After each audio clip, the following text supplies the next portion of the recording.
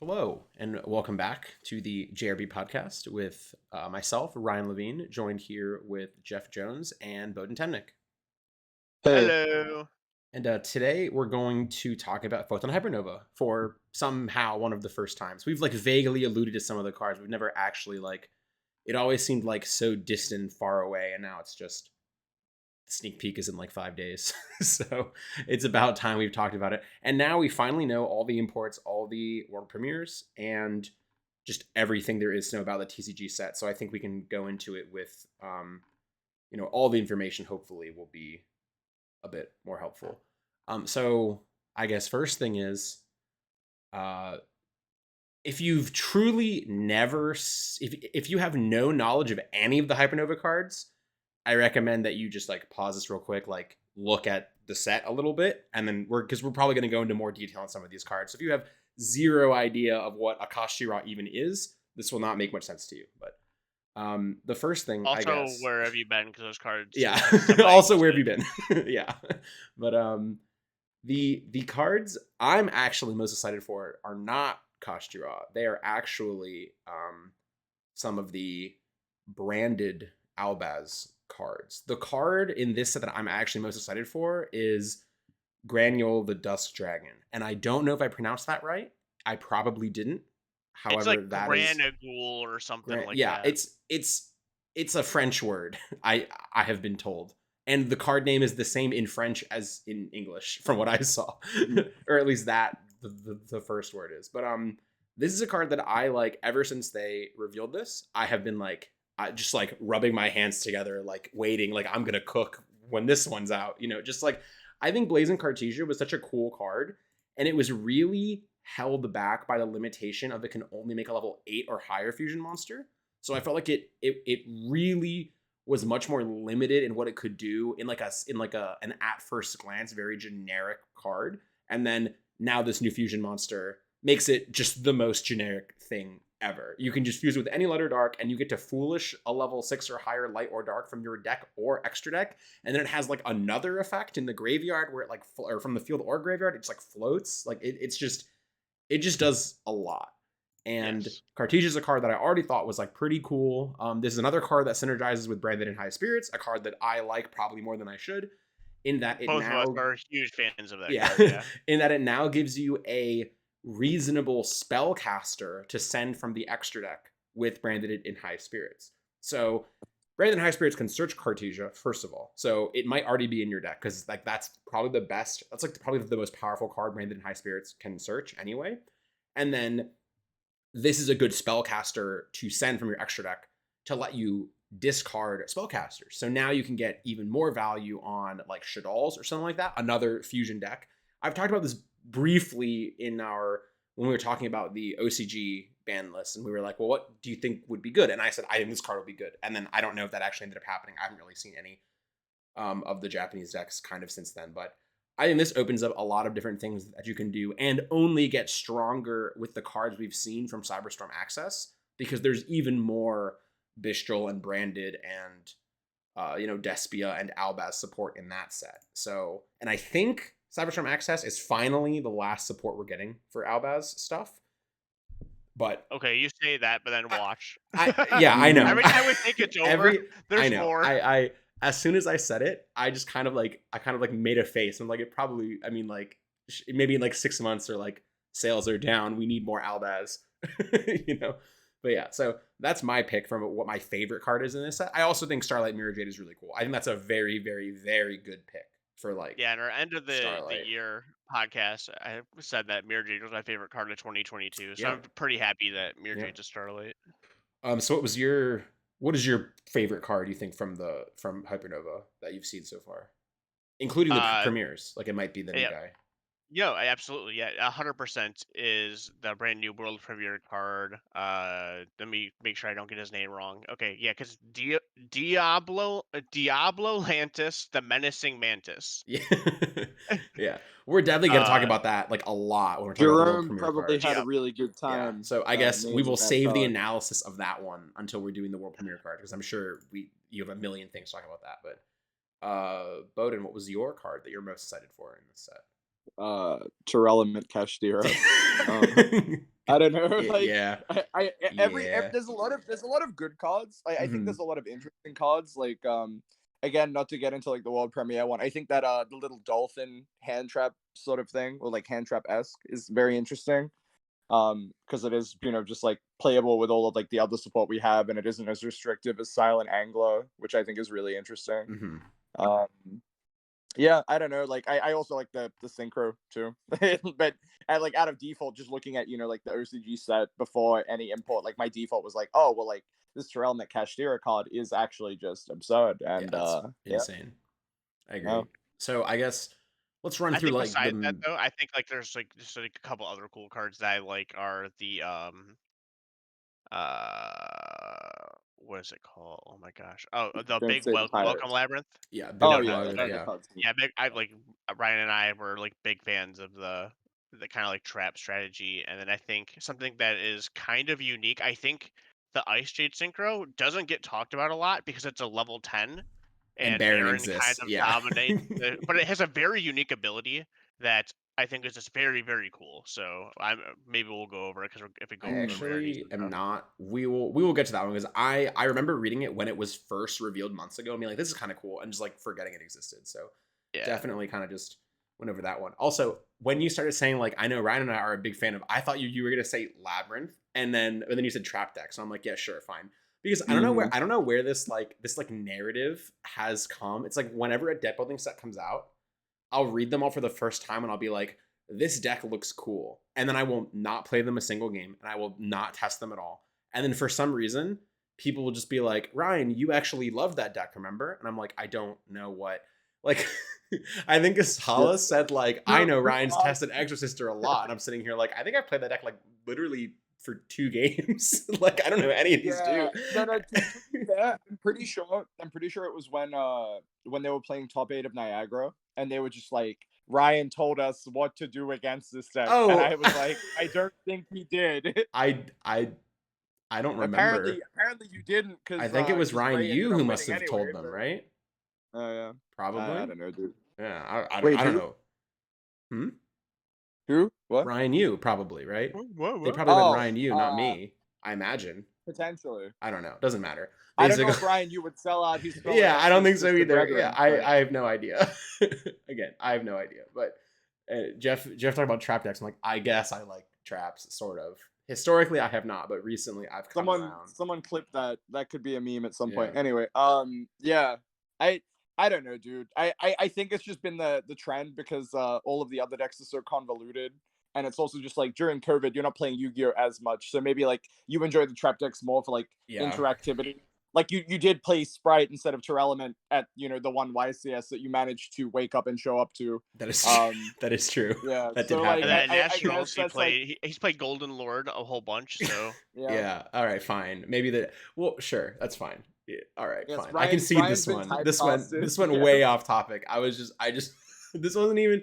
All right. Whatever. So for this set, let's. I guess we should start with like the meta stuff, and then maybe talk about like a couple of like the weird one-off ones, and then the world premieres. I think we can talk about. But as far as like the meta stuff goes, Bishul Baldrek, very very good. It being a common is shocking. I really hoped it would just be a super rare, so it would just match the other Bishuls. But maybe I've seen some people speculate like it's a common, like Bishuls are gonna get destroyed on the ban list, and it's like maybe, but I don't think that really has Mhm. that much effect. Probably, all right, I don't know, ready to but go into like the deep shit. I feel fairly confident that uh one of the problems I think that Konami has put them like backed us up into a corner on is OTS packs. oh, And I think sometimes they sure, intentionally print things that are good, not in any sort of foil rarity, so they can fit them in there because they run out of things to put in there. Which is why Mm. I think hmm. that this card will be like a super rare OTS pack because it's So very easy to do that. they've And done that a also, few times already with yeah, like yes, the one that really sticks out to me. Well, actually, just this OTS pack, Y- the most Yes, recent one. literally recently they They reprinted two of the the random irrelevant Morphtronics. one, right? No, they did Yes. two of the Morphtronics that were No, there common. was like a random synchro, right? I think that's a Morphtronic. No, it was a Morphtronic Synchro. It's a Morphtronics yeah, nuance. Oh, Or, really? well, and then yeah. Close enough. the other guy from Power of the Elements that also searches a Morphtronic. Like, yeah, there were 2 in this OTS pack that were super rare, that were common in literally the most recent set. So that is I doubt Baldric will be a super in the literal OTS that comes out in like 2 weeks, but it could be. But I see what Yeah, you I mean. don't think that. Yeah. Yes. But I see what you mean. It could be like, like a Nerval type of situation where it's like, why is this card common? This is like the searcher, like it does a million things, and they're like, oh, OTS super. Like, oh, okay, sure. That also leads me to like a brief tangent of a second point where I think that they need to release like more unique rarities in OTS pack because it also translates over to we see OTS pack cards printed as super rares and then like a month later there's a reprint set and the card's super rare again Yeah. or foil again and Yeah. it's a repeating pattern. So in order to like make OTS packs unique besides the ultimate rares and like feel good and not just feel like, oh, I pulled the super rare that I also have 10 super rares from another set, they should probably just come up with a more unique rarity, honestly. Yeah, that's a good point. I know like a lot of people. Oh, I think the person I've heard this, I've heard this from multiple people, but the person I've heard this take from multiple times specifically is, I think John Moore has said he wishes they would bring the OCG style ultimate into some of our products and then keep the OTSs as like the classic style ultimates. And like they're the fact they have the same name is just irrelevant because they are totally different. You know what I mean? So I think more so he means like they should just bring that rarity into the TCG and like call it something else and put it in our core sets, just to give Sure. like something different about something, because And, I agree. It is like really weird when it's like core sets have like, because like a card that was common being reprinted as a super rare and then it being reprinted in a reprint set added as an ultra rare, in my opinion, is the same thing. Like it was yes, a common absolutely. and now it is a low rarity-ish foil. Like that's the same. Like a low rarity, low cost foil. Yeah, yes. It's like it was like the one that really sticks out to me is like the Drytron Delta. It was a rare in Genesis Impact, and then it was super in an OTS pack, and then it was just super again in the tins. And I'm like, why? Like what was the point? But there are some definitely that were like common, then they were super, then they were like ultra in a reprint set, and it's just like that's the same basically. And they're both, and they're all a quarter. And it's like I like that it's foil now, but I don't think like an OTS super and like a reprint set ultra are like particularly different, you know? Yes. And yeah, I never thought about like adding back, because turbo packs used to have ultras, but that would also be weird too. Like I also don't think that quite solves the issue. I think I agree with you. They need to have like a unique type of rarity, maybe even just like a stamp, which like they're starting to do that now, because the Adidas promo for the shoes, the Dark Edition, has like a stamp. It says like Adidas on it. And then presumably the quarter century rares will probably look like the 20th anniversary rares that that Japan got, where they had a stamp. So I don't and speed duel cards have a little stamp in the text box. They do, So yeah. I actually think it would be kind of cool if OTS cards just had stamps. Maybe not the ultimates, but like for super rares and commons even. I don't know what the cost associated with that is, but if it's apparently, possible, that would be kind of cool. yeah. So it's like interesting because it's something we just haven't had outside of 10,000 Dragon, right? Like that was the whole thing. And Speed I'm not Duel, sure. yes. Speed Duel Yeah, and yeah. 1000 Dragon. Yeah. Oh, okay, yeah. But, Speed Duel's its own thing. But, I agree, but I'm like, just they're yeah. still Yu-Gi-Oh cards, Like you know. I know, but like comparatively, if you want to have something close enough to like the Adidas or the 25th anniversary, 20th anniversary like stamp stuff, I think a lot of that is just like proprietary for OCG. So we might not see it like make its way into a US core set anytime soon, but maybe the 25th anniversary box set will be like the sneak peek to it, and maybe Yeah. they'll just start using it more often. I don't know, That's man. when Like, we'll know like definitively, right? When that comes out, we'll see the little yeah, stamp. yeah. Maybe. Like if that one is nothing more than like a literal like uh in the art, you know what I mean? Like not like stamped necessarily, but like stamped in the actual like card image. Like it's just plated on not something that's like raised or embossed or anything, then like we just know like it's like, oh, I guess so. Like it's just done. Instead of first edition, it's a 25th anniversary something in the bottom right or something. Yeah, I guess. All right. Sorry, again, we got really sidetracked off with Hypernova, but it was interesting regardless. So, Baldric, there are no other Bishals in this set, right? Like no other Bishal support at all. I know Cyberstorm Axis has some, but I think that's all there is for Bishals. And then as far as like the random one-off supports, so Kashira has a lot of support, and in that there's a Tier Element Kashira and a Scareclaw Kashira. As Bowden mentioned, Tier Element Kashira is probably better in a Tier Element deck than a Kashira deck, honestly. Like the effect doesn't actually synergize that much with Kashira. It's mostly just like, it feels almost like a Zephyr card, where like the Zephyr cards were generally better in their own archetypes than like as a cohesive archetype, if that makes sense. Generally, not always, but this one feels like, you know, like Zephyr, like a Necros Zephyr card where you're just reading it and you're like, this ritual summons. You know, like why would I play this in a Zephyr deck? Okay. You know? So let's look at it from like a design perspective of like why this is also a Kashtira card. Yeah. And I think in concept it's like this should trigger your Arise Heart twice to attach, right? So that in concept is like because you're gonna banish a card, and then otherwise it's just like it's a level. It's like like this can mill, but it's like, oh, you have a Rise Heart, you're banishing one, you're gonna attach one, you're gonna mill the top 3 from their deck, you're gonna attach another one, and it's just not going to the graveyard because you'll have a Rise Heart on the field. And so I guess the only real question I have about this is from the design perspective is like, why does this have like, if this card is sent to the graveyard by card effect, send the top 2 cards of your deck to the graveyard? Like, why does it have that effect? That's the Tier Element part. Yeah, but right? Like the Scareclaw Kashtira doesn't unless you're counting the Scareclaw part of Scareclaw Kashtira is the fact it can attack while in defense mode, which just that is most like likely they could have that doesn't really facilitate the Scareclaw game plan. No, I understand. like literally, like just it is nothing more than like I don't know how to describe it. Like this card could literally just not have Kashtira Ultra Element in its name, right? And it would just be significantly worse because there'd be like no other synergy. Of course, like its effect could just be like generic card X. Like I agree with you. There's nothing like particularly unique about it. But yeah, like when you look at the other cards, it sort of like makes a little bit more sense, but still is just like way too generic and only facilitates like crazy things. So it's kind of annoying.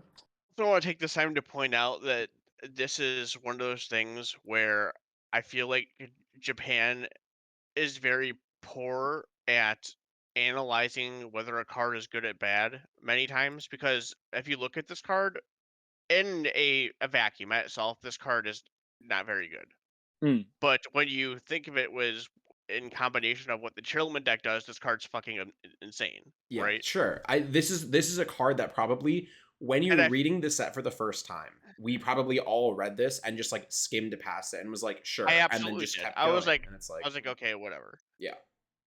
Like on first glance, you don't be like, this is gain ending. You're just like, well, I don't know, man. When like, you think about Tier Element, when I read this card, we've already had Havness for like a good amount of time. Exactly. And I was like, I was like, this is absurd. But sure.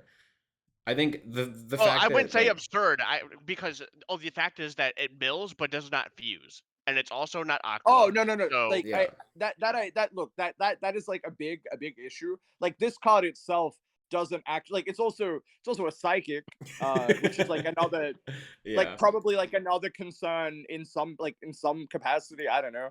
Like that's like another thing, but yeah, I don't know, man. I don't think it's like crazy. No, I feel like most people were like, oh, this is a Tier Limit monster that doesn't fuse. And when you're used to the other ones, they're all like fuse into whatever the fuck you want 3 times per turn. So I guess so. I guess we'll pivot into like Kosh. Oh, sure. Continue. Sorry. No, I was just gonna say, so I think it's just another card where it's like they maybe when they were designing this didn't think let's not give them another good one. Let's just give them like this, and then the card's this one's ridiculous. So good. Well, they probably looked at it and they thought, oh, like this isn't Havernus solely for the fact that like they have to banish a Kashtira Ultra Element card from their hand, right? On like turn 1 with nothing else in grave. I think that was like the biggest thing. They're looking at it like they're underestimating how powerful this card is going second into a lot of these matchups where, you know, you drew Solid going second, I will just banish it from my hand. It's not doing anything on my turn. You know what I mean? Like, And who now I'll add cares? it back with my spell. Yeah. By milling my Yeah, spell. sure. Yeah. But I think also it goes to show like the power of the Ishizu cards, because that mill 3 more often than not is going to turn into like Mill a mill 8. 8, right? Yeah.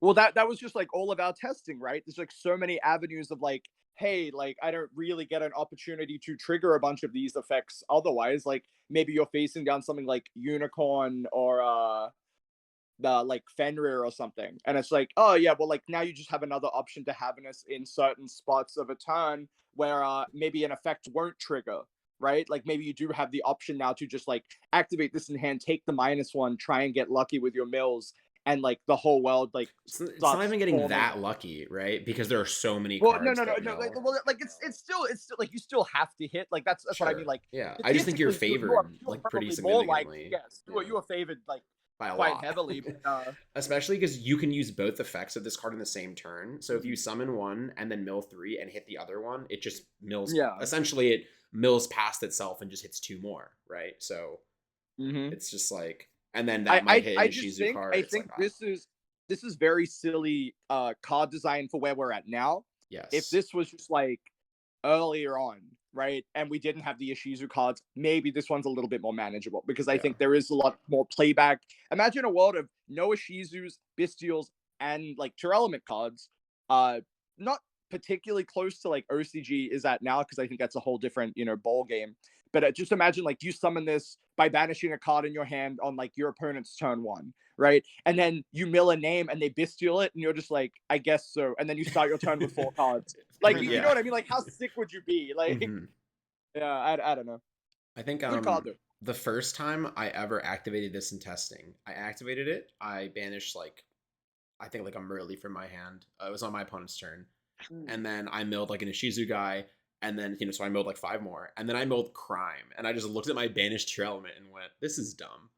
I was like, like this is probably like a design oversight of just like truly when you really think about like how all these cards interact, it's like the cost of this is just mitigated a lot of the time. I wonder if they because you're made milling it so thinking many. that, because of the red crime. You're like, they're like, oh, the Chillman deck doesn't really banish any of its own cards, so Yeah. let's give them one that banishes. I guess So let's maybe. give every crime. I don't know. It was just I just thought it was hilarious when I was like, I guess I'll just add this. I guess I'll just put this Merly back in my pocket. Like, who knows, man? All right, so those were the 2 Kashtira crossover cards. Now the actual And then- Kashtira deck. A lot of stuff. Yeah. Going on. The big one is Arise Heart, right? I think that's the big one. Like all the other ones, all the other ones just facilitate you making Arise Heart. So, and our cards that were already out. so I guess like Arise Heart is such a silly card. And I think a lot of what it does at first glance, like you read it and you go like, okay, it's macro, like that's really good. And then you read the rest of it, and I don't think, kind of like the other cards we talked about, I don't think you fully like register how absolutely like silly it is until you see it just be played and resolve, right? So once per chain, each time a card is banished, attach 1 banished card to this card as material. That's mandatory. So it's a mandatory trigger effect. So it triggers even in the damage step.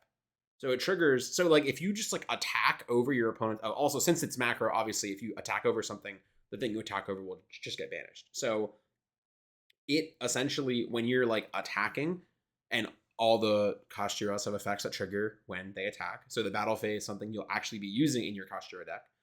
You will just attach things as material when Fenrir banishes cards. You'll attach things as material when you kill things in battle. And like if you can just summon this in a somewhat reasonable, like in like a sort of back and forth game state, like you didn't get totally blown out by their turn 1, and you can like do anything, you make this, you have like 1 Kashtira, you'll just have like 7 materials on this card.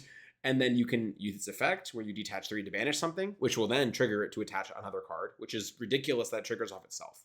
I don't know why. Yeah, I don't know why it does that. I don't know what I think. Like, I don't know what clause they could have put on it, because if you do if the clause is, if a card is banished except by the effect of Kashtira or Rise Heart, then it doesn't trigger off itself ever, because every card's getting banished by the effect of Kashtira or Rise Heart. So that doesn't quite work. But I don't know how you quite word it to, like, it would be very wordy, and I guess like from just like an accessibility perspective, it would be really weird to be like, once per turn you touch 3, banish a card face down. This does not trigger the preceding effect of a Rise Heart. Like that is, that's like a weird. It's just very weird. But you can just like Wait, put it. what? So this triggers itself, Sorry. right? When you detach 3 to banish something, it triggers its own Saying that effect. it's weird that its effect to banish a card will just re-trigger its effect to equip a card to And you it. can so one of the cards you detach just goes right back, because the cards you detach also get Yeah, banished. yeah. Oh, no, okay, Like, no, I so it's was just like, I was how do confused. you- I was like, wait, what are you talking about? Yeah, but like, so like, I don't know how you would word it to make it not trigger off itself, but I think it's weird that it does in that instance. But whatever, it doesn't matter. And there are just times Okay, when yeah, like no, it can actually get ridiculous, where you can probably make like an 8 material Zeus with this, which is like probably maybe even arguably worse than just leaving it on the field, which is also funny that it's like, this is just such a silly card that does so many things that are like so outside of the boundaries of what cards usually do, if that makes sense. It's just such a weird, it also being mandatory to attach a banished card is also like weird. Like that's not an effect they usually make mandatory either. Mm-hmm. I am glad they said once per chain, because if it wasn't once per chain, you'd attach like 19,000 cards probably. Like it would be like one of those like insector scenarios where like if something triggers to banish something, like multiple effects on the same chain trigger, then this guy triggers like 19 times on the new chain. But Shangri-La is not once per chain. So if 2 things banish an opponent's card face down on the same chain, Shangri-La will trigger twice on that new chain and lock 2 zones. Which that one probably should have been once per chain also, but I don't know. This entire deck is like, I think this card is cool in that it's very unique, and it's actually not like anything we've seen in the game really much at all.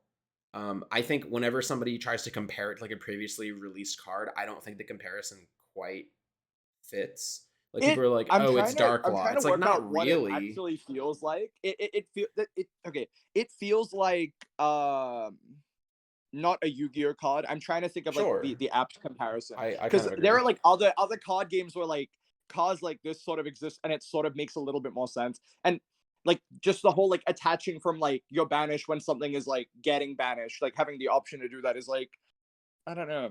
I don't know if it feels like a Magic the Gathering card, or maybe like a Vanguard card. I was gonna or say, it's just like taking. But it also just does something that's kind of taboo in Yu-Gi-Oh in general, and that's messing with face down banish cards. Yes. Most things cannot do that. Yeah. Once they're banished, like that's banished. Those things are not supposed to be done. It's like, Ryan, that's like, I had the crazy discussion with Jeff before you joined the call, and it was, what if your opponent plays the same extra deck sleeves as like their main deck, right? So like all their sleeves are the same, and you want to a Rise Heart to take the banished extra deck card you banish of Diablosis. And that's like the OCG ruling, right? That was like the whole thing. It's like, the OCG ruling says you're allowed to specify the card banished face down from the effect of Diablosis, but we haven't really heard how that will be handled in the TCG, or like what you're like what kind of communication. I think you just go like, when you use a Rise Heart, you're like, I'm gonna equip the card that Diablosis banished. Yeah. And they're like, well, which one is that one? And you're like, well, it's this card. And they're like, okay, well, here it is. Yeah. Like, you saw what it is. We both banished the card. We looked at your extract together. Oh yeah, like we both know what. Yeah, like that's actually true. That's actually like a really weird one too, because it's also like when it gets attached as a material, it's attached face up, right? So it's like, we both looked at your extra deck. We both, like, I looked at your extra deck, I banished a Zeus. Now we both know the banished face down card is Zeus. If I say I want to attach the card I banished off of Diablosis, like, we both saw that happen, you know? And then when you give it to me and I flip it up to put it as a material and it's not Zeus, you know, then like, there was an issue, I guess. But for Desires, it's a little bit weirder because, or not Desires, like, I guess Diablosis' other effect. It's like, well, you know, Diablosis banished your top 8 cards of your deck face down. You can specify like one of the 8, I guess, and like you just point at it and like, it's weird, man. Well, I think also like it goes into like with like Pot of Prosperity, right? Where you have like Yeah. if you use Pot of Prosperity and you have like Diablosis, you have like Mm-hmm. multiple extra deck cards banished Yeah. from different sources. So normally you could be like, I want this extra deck card, but now you're like, well, now there's a whole bunch of them. Well, So there is no CG ruling that says when doing your face down banished, you can put them in separate piles for separate effects. And I think that is insane. And I just yeah, don't see that being how that should be handled. But I don't know. Now I kind of get why. Now, finally, we have a card that's printed that it makes sense where you can't rearrange your face down banished because if they're banished by different effects at different times, it's actually really relevant for this. Because if something like Diablosis banishes your top 5 cards, right? And then Fenrir attacks, and Fenrir banishes a face of a card on the field, we know the card that Fenrir banished, right? So if I want to attach that as a material, if you've shuffled your face down cards, that actually is kind of equivalent to shuffling your graveyard while question is being activated. Like honestly, that's Mm-hmm. kind of how I feel about like that's like kind of what that is. So I don't know. It is weird. It's a weird effect. It's an effect I'm kind of surprised they made because of the logistical issues that we're talking about now. That I feel like usually they kind of stray away from effects that would cause issues like this, but I don't know. And maybe that's a reason, maybe Japan just deleted this deck on their list because there were issues. Maybe this is like too difficult to like facilitate or like cheating with it is too easy or it creates communication issues. They were just like, let's just remove these from the game. But they didn't ban a Rise Heart. They just limited all the Kashira cards. So I don't know if that's the Mm-hmm. best way to do it. I feel like if this card's causing the issues, you probably just ban this card. But we'll see. It hasn't even come out in TCG yet, and we're already talking about it like this. But I don't Mm-hmm. know. It's weird. I like it. Like I think it's neat in that it's new and it's unique, but I'm sure this is a card that very, very, very quickly I'll just be like, oh my god, how is this not banned yet? And this card will be banned eventually. 1000%. This card, I look at it and this is Colossus or Masterpiece. You know what I mean? It's just one of those cards. It's like it will be in the game and it will be interesting to build decks around it, and it will be fun and it will shake up the game. And then in 6 months, a year, it'll be one of those cards where it's like, we can't design new cards because a Rise Heart exists, kind of like how Colossus was. And it's like, I truly think this will be a card that will, or just the Kashira deck in general, will be a card that will get absolutely just destroyed, like eventually, because it has to be, because it will just over centralize what cards you're allowed to actually play. sure. I think that covers. I mean, the other Kashira cards, they all do the same thing. They all summon more Kashiras. Like that's what they Yes. all do. All of them do Yeah. that. They all summon more Kashiras, and the only things you're making are Rise Heart and Shangri-La, and like maybe some other niche rank 7s that you actually probably will never make. Like you're never actually making Big Eye. It's just not happening. You're never actually making Flare No, Metal Dragon. Like it's like you're never those, actually and then making it's these like cards. Zeus. Yeah, you're gonna make Zeus probably. Like that's it. You're gonna make these and Zeus and like I don't know, the dark armed guy, like the dark armed rank 7 maybe because you need to banish a card from your graveyard, like maybe. But generally speaking, you're just gonna summon more level 7s and make the in archetype guys because they're the best ones because they came out newer. Well, because they came out more like Big Guy came out 10 years ago. Like it's not it's not that great anymore. But the other I think like notable card is definitely triple tactic thrust. Worst Mhm. card name ever, by the way. Like I just don't know why that would be what this is called, but whatever. It is what it is. But how do you guys feel about this like in general? Like the first time you read it and like now that you've maybe played with it a little bit, like what are your thoughts on what this card does? I first Um. thought my thought was like, wow, this card's pretty dumb. Um, I don't think that it is overly dumb right now, but I think it's a card that as long as it exists, it can cause problems in the future, depending on what they release. Because it basically like it dictates like every normal spell and trap they print for the rest of the game. If that card is like absurdly powerful going first, or even like going second, this card can be used to grab it. You just have 3 more So copies of almost every normal spell and trap in the game now. Like not that's a little bit of an exaggeration, but for the most part, yeah. Like all of these cards are so much more accessible, and that obviously limits design space quite a bit. But I one thing like what do you mean when you say you don't think it's great, right?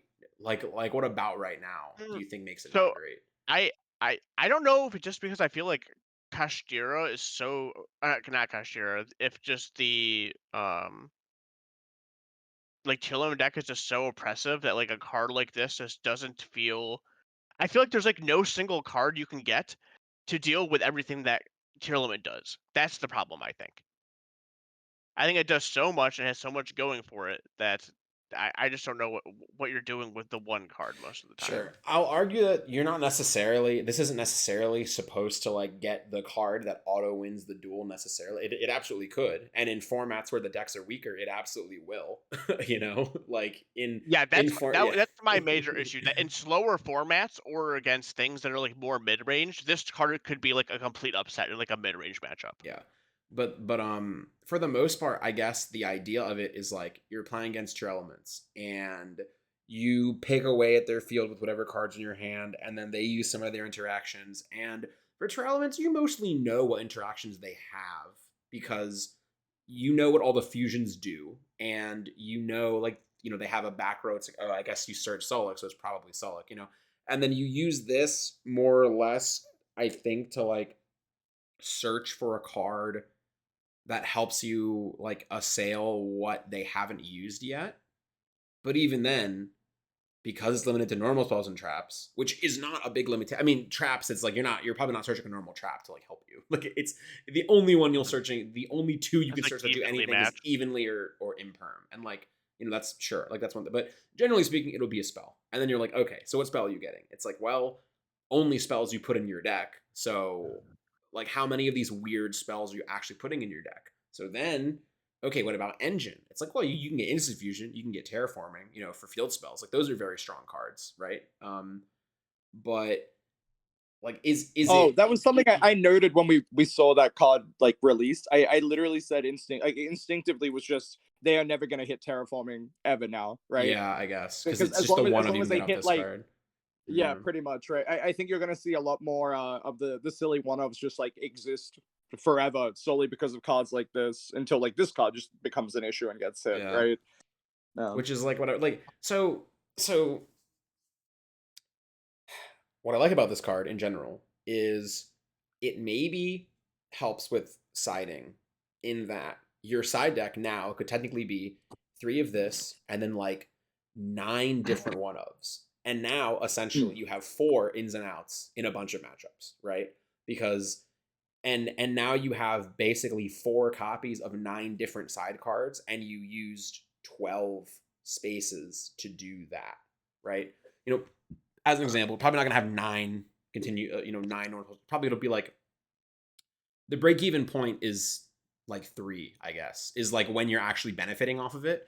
That's when you're because if you only have 2, you could just, you know, use 3 copies of it and 3 copies, and that's 6 slots as opposed to 3, and I guess it's 1 extra slot. But so when you have, you know, like 3 different cards that you're grabbing, now you're essentially saving 3 side deck spaces to have more or less the same consistency depending on how the matchup works out. Against trap decks, you can't really rely on them necessarily using monster effects and like controlling a monster. Otherwise, the monster they control is probably something doing a lot to you, you know, that will prevent your spell from really doing something.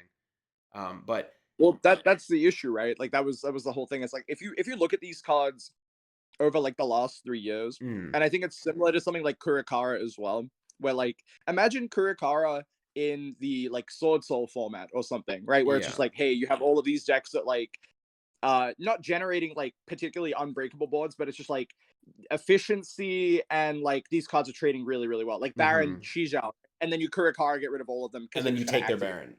Baron. Yeah, Yeah, yeah, yeah, literally just stuff like that where it's like, oh, imagine like thrust when the format becomes nice and even, right? Like because tier doesn't have to do anything that plays into thrust like too often. Like it does, but it doesn't.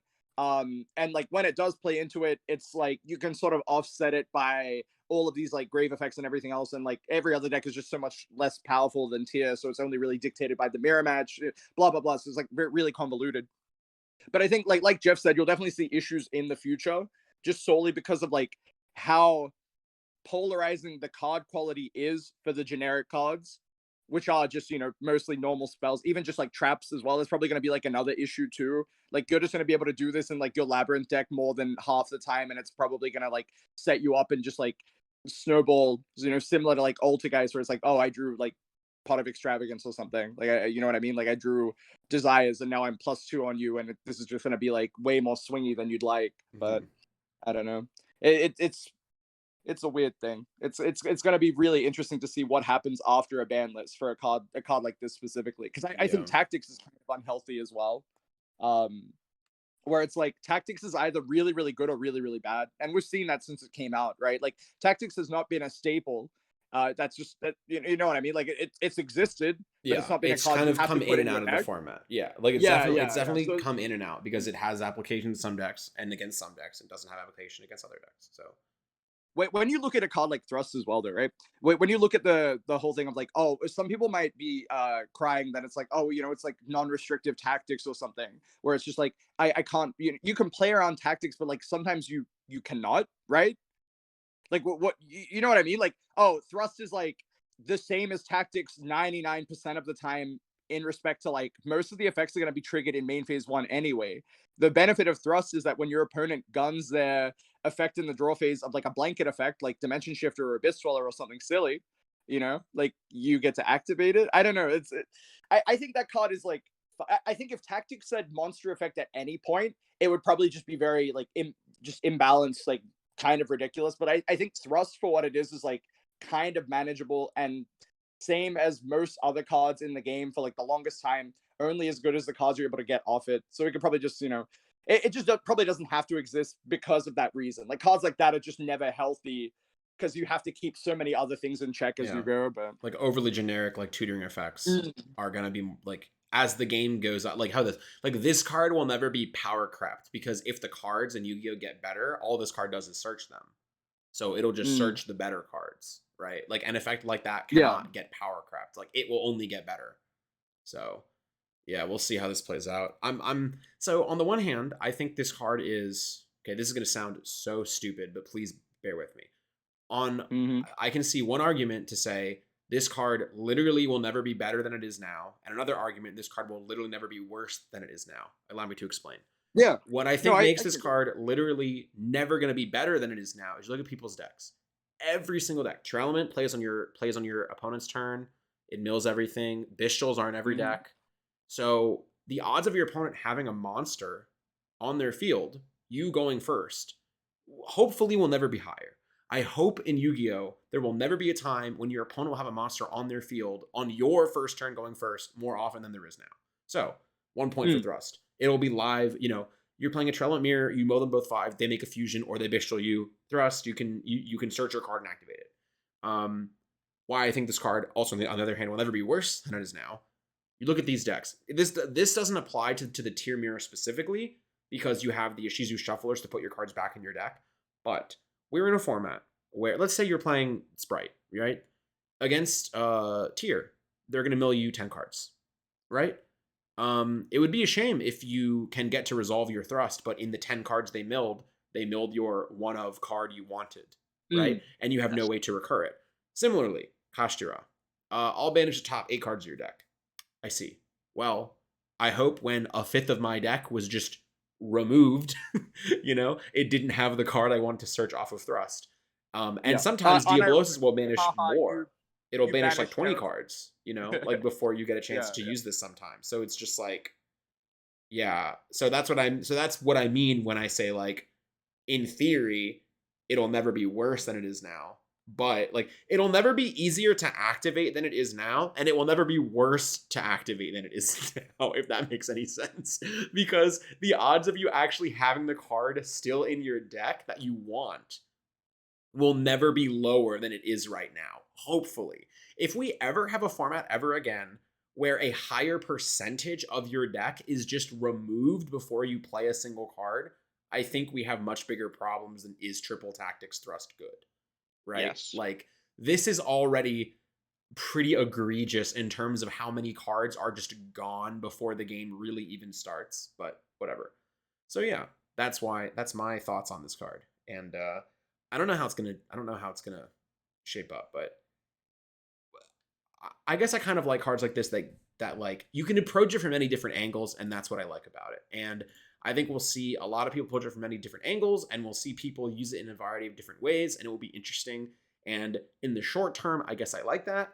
And a good thing about Yu-Gi-Oh, I guess, in theory, is that if this card is a problem, we're not really stuck with it until it rotates out in 18 months or whatever, right? Like, barring some, like there have been emergency ban lists in other games, but it's usually just, okay, this card is pretty good, but it'll be gone soon anyway, so we'll just let it rotate out. If this card is actually like a crazy, crazy, crazy problem, then maybe it just gets hit. So, there's that. So the other thing I didn't like get to touch on, I vaguely did with the terraforming thing. I think the issue as well is when you do have powerful generic spells, where it's just like they love putting stuff to one, and now it's like as long as thrust exists, I feel like I've talked to death about how much I hate that. I've talked to death about it's kind of silly. It's like, oh, if you look at tactics, then it's like maybe we progress to a point where tactics is always going to be a problem. It's just like, oh yeah, we'll put it to one, right? It's just like you draw the fun off. It's like, haha, cool. Now it's just like, no, you have like 4 copies, and like functionally they're going to trigger from the same thing, and it's just like, what are you going to do? Like, I don't know. So I think that is either going to be good or bad in the sense that TCG has been a little bit more liberal with like banning cards that are issues like that entirely, which is more reasonable. But OCG, you might just see a trend like that where it's like they realize, oh, we either have to get rid of thrust, like you said, or you just have to continuously ban the normal, right? Like you just have to keep getting like the normal spells out of the rotation. Which interesting counterpoint. What if this card existing is a justification they use to completely overhaul their design perspective, and now they just ban cards instead of limiting them? Yeah, because that's what I mean. Because are you gonna do one or the other? Are you gonna get rid of the card that means that you have to ban all of these? So same funny thing of like I look at it as like Fibrax, where it's like TCG is like, we'll just ban all the tuners, and then they're like, you know what, maybe we can't. No, but okay. So what I mean about this is, if again, this is like not realistic, I guess. In a world where there are no cards, so in a world where this card is copies 2 to 4 of a limited card, right? That is a crazy, crazy, crazy boost in accessibility to these limited cards that should affect duels very infrequently, right? Because the idea of limiting a card is because we're drawing randomly. You will see it less. You will see it less, and that's the point. Because these cards that, when seen too often, are not fun, or they're unfair, or whatever, what have you, whatever synonym you'd like to use for that, for not good. Now we have 2 to 4 copies of every single one. So this card existing more or less just spits on the ban list. Like honestly, this card existing kind of just spits on the fact that cards are limited. So it's like, in a world where there are no limited normal plus and traps, like in a world where like they just ban or put to 3 every normal spell and trap. When this card is only fetching cards that are at 3, it's a lot less egregious, because you're just getting more consistent access to cards that you're already consistently having access to, right? I think it's I have another funny thing to bring up though. Okay. Is imagine, right? They go entirely left field, and instead of any card just being a normal spell now, like let's say Papyrus, or like just for example, right? Like look at cards like Papyrus, or maybe like Costume Theosis, thank you. Yeah, whatever. And so say you look at like Terrelement, like Grief or whatever, where it's just like, this is just like a normal spell, like whatever. Yeah. Imagine they just make it continuous. Like every archetypal thing will just not have a normal spell. And it'll just be a continuous. It'll be Zodiac Barrage instead of yes. A Hero Lives. Sure. Yeah. That would be pretty much, sure. right? That's the other way to do it. but Yeah, every but, card is just tanky. It's like yeah, it's yeah. tanky Literally, and every card's tanky. it's literally like this could just be Rhoda, but it has 100 boost and you Yeah, can no. MST. Or they just make it or what if they make like a tanky, like, so they make one for like fish, and it's just like something like aquarium, and it's just continuous, and it just says when this card's activated, add a fish, and that's all of its text, and it doesn't do anything on the field. That would be ridiculous. That would actually just be very funny. Like, that's something they might just like, maybe, I don't know. It's that, and also, what if it's just more field spells as well? Yeah. Right? Because I think then they have to ban think terraforming if they do that, right? Yeah, sure. Like in Well, this to what hypothetical. extent, though? Well, no. I'm saying in this hypothetical where No, yeah. we can't make Thrust normals. being the card and sure. But anyway, so because like I was sitting there, I'm like, what if they just make stuff quick play? And it's like, no, that's probably worse. yeah, that's probably worse. It's like, well, we could make this normal stuff, or we make it quick play so you can't fetch it off of thrust. It's like, well, that just makes the card better. Trade offer. Yeah. Everything is a quip spell now. All right, true. Sure. All right. Anyway, sorry. But yeah, so I think they have a lot of ways to deal with this card existing, and my prediction, they'll do none of it.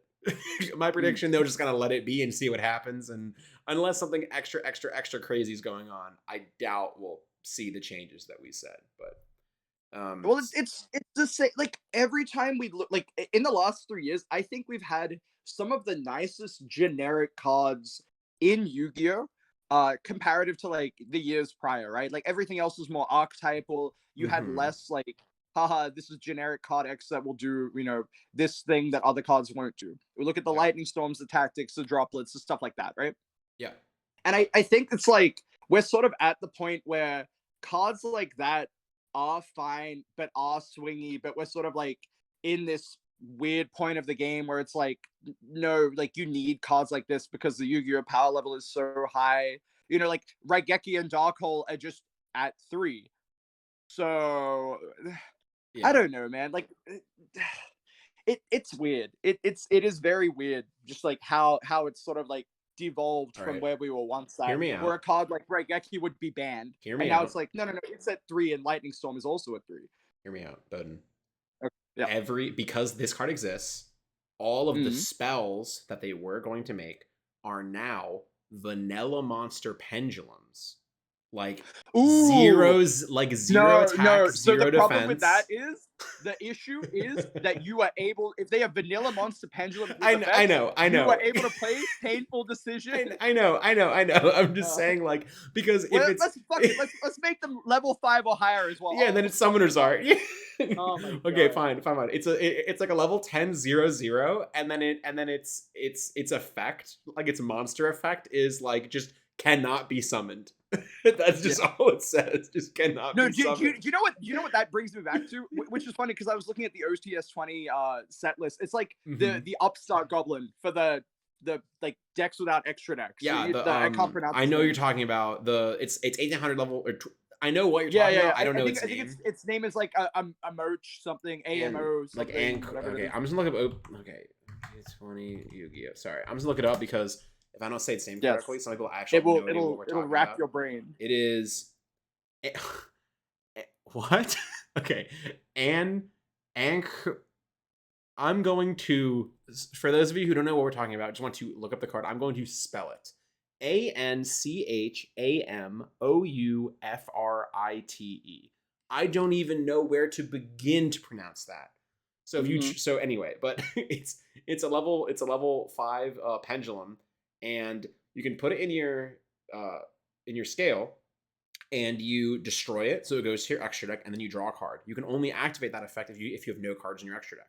And then if it is in your extra deck, presumably from that effect, you can just special summon it to your field, and then if it leaves the field, it gets banished. So it's essentially just an upstart goblin that provides a tribute fodder for a tribute deck, which is pretty cool. Like that's I actually really like the design of this card. It's never been super crazy. To the best of my knowledge, it's never seen like actual competitive play, but it's definitely a card like it was common, and then it was reprinted in the tins as a common, and then it was an OTS super, and I was like, this is a card that one day might be played in something, and like that's a fine card to, I think, to make an OTS super. Like it's a card that like if Monarchs ever get playable again, like you'd put that card in a Monarch deck for sure. But yeah. Sorry, what were you saying about that? Oh, what was no, your I was point about saying, like, him? I was saying if you literally just ignore everything else and we're making stuff pendulum, I think that is probably the first thing to look at of like, hey, we don't want to make Upstart Goblin be at 3. It's just generic and every deck will be like 30. That's a lie, by the way. No deck would be 37 that is a lot. cards. No, Yes. I can't think of four. Like I'm literally at like 48 cards I want in my deck now, Yeah. which is funny. Like we're at the point of Yu-Gi-Oh where everything is good and Upstart is unplayable unless it'll be in like a cheese deck. But what are you gonna do? Yeah, so like at that point, it's like you make cards that are just pendulum effects like that are replacing it, and like maybe they're unsearchable. You know, you try and pick attribute and typing and everything else. It's like, yeah, you want to put Wavering Eyes in your deck so you can facilitate searching this card that has an effect that is probably not worth putting Wavering Eyes in your deck for. Go for it. Like I'd be more than okay with that. Right. I found the pronunciation should be Ancomophrite. That is, I believe, the pronunciation. You plugged it into the no, I read the Japanese pronunciation and it was almost identical to this one, but actually easier to pronounce because it didn't have random CHs and you know, and just ambiguous things. But anyway, so we are what's the last like cards I think are maybe, so we talked about Granule, I don't know how, Granule, I think that's how you pronounce it, but again, no idea. So I'm just gonna butcher all the names of everything. There's Rinbrum, the Striking Dragon, for the Albaz deck, also kind of cool. The coolest thing I've seen about this card, so I don't know if have you like seen what this card, like what you can do with it? Have you ever seen somebody like summon it? Have you played against a deck with summon it yet? Okay, so its effect. When a Fusion, Synchro Exceeds, or Link is activated, you can negate that effect, then return a monster on the field to the hand. That's the main effect. And then it has a great effect that's good too, but this is the main effect that I'm talking about. So essentially, it negates an extra deck card, right?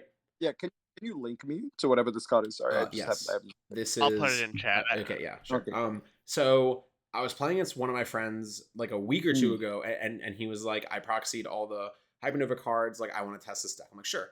And then it's just, you know, like the branded deck with like Bishals and whatever. And I'm sure to anyone who's like looked into these cards, this is like something that you like already knew, and this is like not crazy at all. But to me, seeing this for the first time, I was like, that is the dumbest thing I've ever seen. So his field was this, Mirror Jade, and Magnamut, because he started with like Lubellian Branded Fusion or something, right? Like it just, and then he goes end phase, activate Mirror Jade. So it sends as cost. He sends Albion as cost. Now this guy, because the Fusion, Synchro Exceeds, or Link is activated, negate Mirror Jade, then return a monster on the field to the hand, and he returned a Magnamut back to his hand. And then because Mirror Jade got negated, he can use Mirror Jade on my turn still. So he gets the search for Albion by sending it off Mirror Jade and bounces Magnamut back to his hand. And I'm like, that is the dumbest thing I've ever seen. And I was furious. I am like, pretty aroused by that. Yeah, no, but have you seen that? Like, have you seen that combo? No, is this the first time you heard of it? Gets to use those cards. Well, right. But I'm saying like that sounds crazy, right?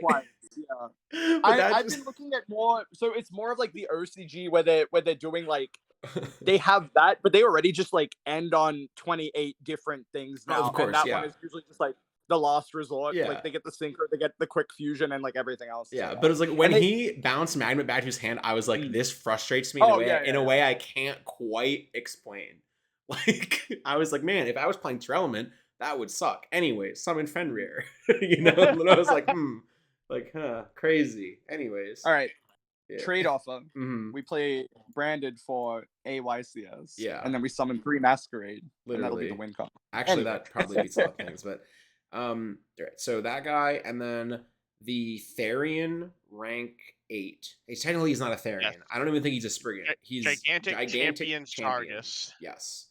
This card's absurd in my opinion. I think this card is crazy, and every time I read it, I don't know why people weren't like. I think this card is crazy. I'm glad it's a secret rare. Well, I guess I'm not glad it's a secret rare because it's not a Starlight, so it doesn't actually matter what rarity it is. But like So maybe I'm not glad to secret rare, but I'm glad. I guess I'm glad to secret rare in that they respected him. They put some respect on him. I guess they made him a secret rare. But this guy just searches Aetherian. It's just a rank 8. It just says add Aetherian, and just like the very baseline, like level 1 interaction this card has is you make the Spriggans rank 4. So 2 level 4 monsters, you make the Spriggans rank 4. Mhm. You put this guy on top of it. You search Regulus, which is free. You don't even detach. Then this guy attacks something. It's 2800 attack, so it'll probably attack something. Like, probably. And then you put Zeus Eventually. over this. And now you have a Zeus with 4 materials. And you searched a Regulus. And this guy is a machine. And the Spriggans guy is a machine. And But you can Zeus also is a search machine. for a Therion card, so you don't have to search. Oh, You can usually search the a field Therion spell. Sure. Yeah. Sure. You know, and it's just like that's 3 machines now for to fuel Regulus. So like one of them's gonna make it in the graveyard by the end of this. You know, like by the end of this interaction, if you make a Zeus with 2 machines underneath it and the Zeus itself, one of those is gonna make it to the graveyard eventually. And then that Regulus will be live, right? And it's just like, wow, so a rank 4 does Zeus for 4 materials and Regulus. And it's like, that might not even be good enough right now. In fact, it isn't good enough right now. Because although I just said those are all machines and they'll make it to the graveyard, it is only 3 machines. So a single Ishizu Shuffler can get rid of all 3 of them. So, sick. But, you know. And then there's more stuff you can do with that, obviously. Like, you can... Jeff like posted there's something... Spriggan's Teleho card that you can search, and then you get to summon 3 Spriggan's monsters, and then you just do a bunch of crazy shit. That's really freaking cool. Yeah. And then you posted... I guess we'll talk about this with the world premiere stuff, because you posted a combo with the world premiere stuff that we can get into when we're done with this. And then the last card that is presumably relevant from the not world premieres is, I guess I'm going to say with an asterisk, the Gishki stuff. I don't think it's actually that good, but it's like more playable than most other things. So I'll give it a nod and an asterisk. Big Welcome Labyrinth is probably the last card that has potential to like be like very good. If not right now, then eventually. Like this is just kind of like the last piece of the Labyrinth deck that really gives it more consistency. And something I want to point out though is that we're saying like the last piece of the Labyrinth deck. If you look at the card art for that, it shows the 2 unknown monsters on that card. That is crazy. I'm looking at it right. I'm looking at it right now, and it literally does show. Who is that? What is she up to? Yeah, that is weird.